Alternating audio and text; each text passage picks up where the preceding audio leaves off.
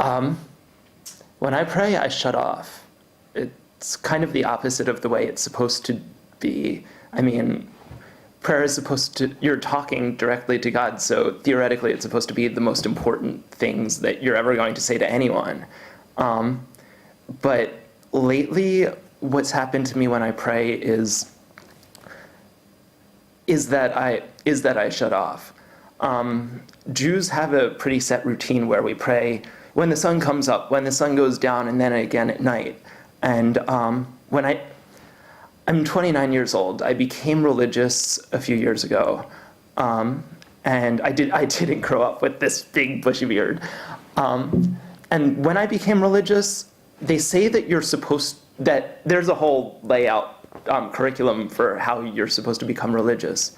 And they say that you should take on little things, like one thing at a time. Instead of keeping Sabbath and not using electricity or calling friends or doing anything, you give up email one week, and then the internet the next week, and then maybe watching TV the next week. And I didn't do that at all. I just kind of leapt headfirst into it and started doing stuff and didn't stop. And the big thing that I started doing was praying.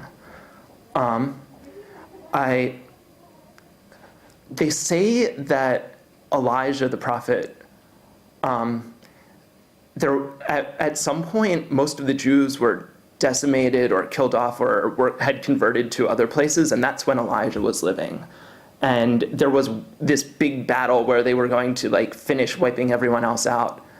And at some point, Elijah showed up and said, and the sun was going down at this point, and he said, "It's time to pray."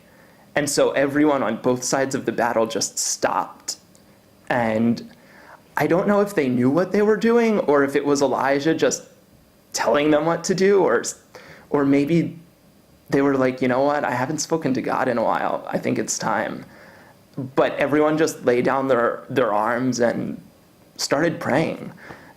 And for that reason, they say that mincha, the afternoon service, is the most important, because when you wake up, you pray the sunrise one, and when you go to sleep, you pray the night one.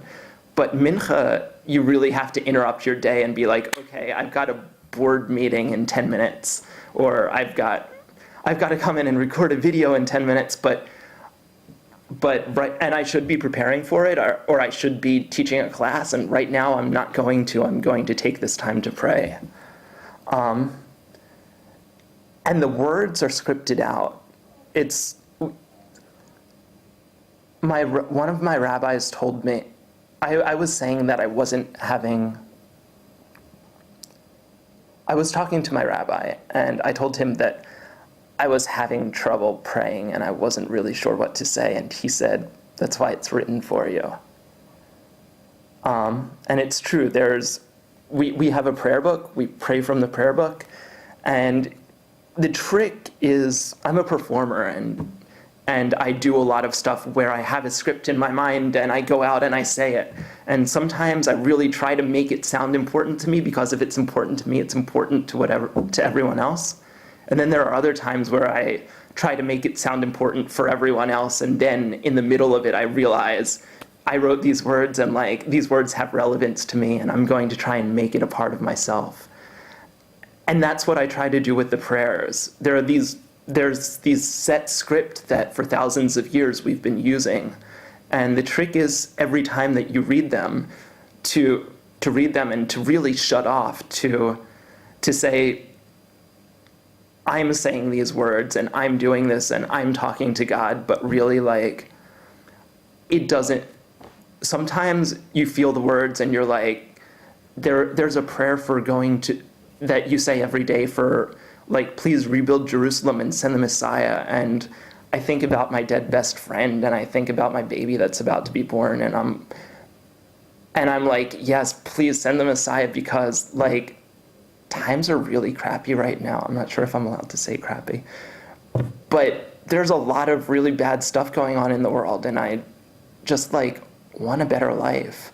And then there are other times where I'm just I want a better life, but I have to go do a performance in 10 minutes, and I'm just going to get through this fast.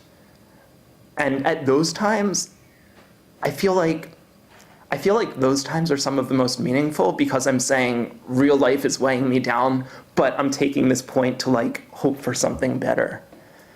And I think that's what prayer is. It's kind of a balance between hoping for something better and reminding yourself that in all of the junk that we're surrounded with, there is going to be something better and there's already something rewarding. And even when God is a million miles away, God's still right here. The trick is just remembering that.